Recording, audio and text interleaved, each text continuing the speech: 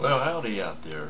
You know, Tom Hartman was saying this morning that back in the 1850s or somewhere around there was a big depression, and it led to the Civil War.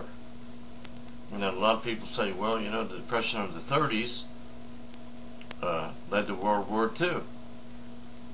Then I was starting to think, you know, these are gay people who want to be in the military, right?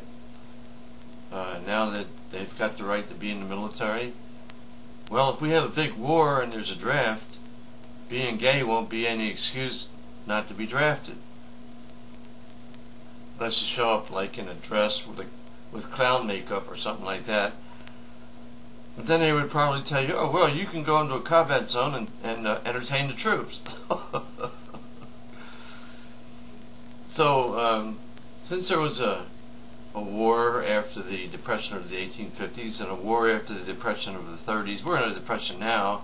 It's only a matter of time before there's a big war, right?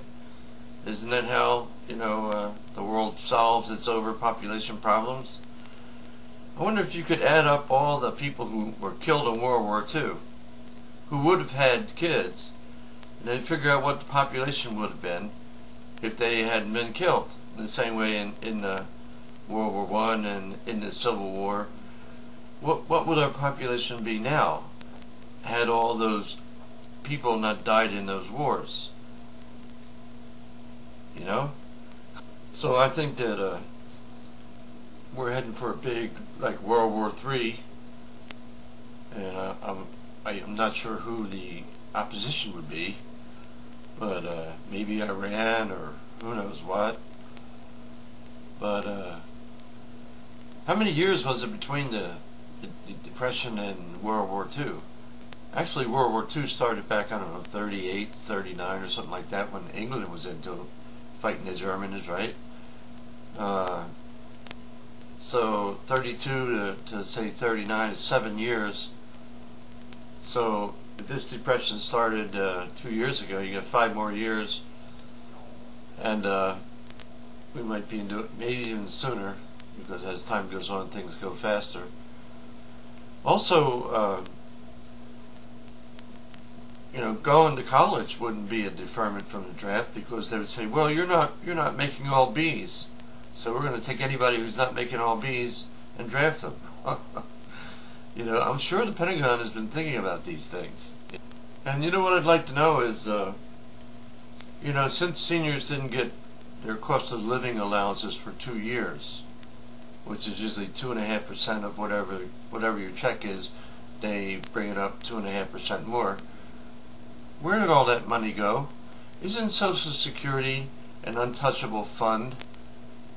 I understand that Congress took out money and put in interest-bearing bonds into that fund, then they could use the money. But these bonds are like, if you buy a $100 bond, it only costs $75. So they take out $75, they put in a $100 bond, so that in 10 years or whatever it is, it's worth $100. So I don't know when they first started doing that, but it seems like longer than 10 years ago. So there should be more money in Social Security than originally it started with, if you know what I'm saying. And isn't there any investigative reporters out there brave enough to go investigate these things? My goodness. We're like Woodward and what was this other guy's name who investigated Nixon? Those two reporters? Where are the guys like that, you know?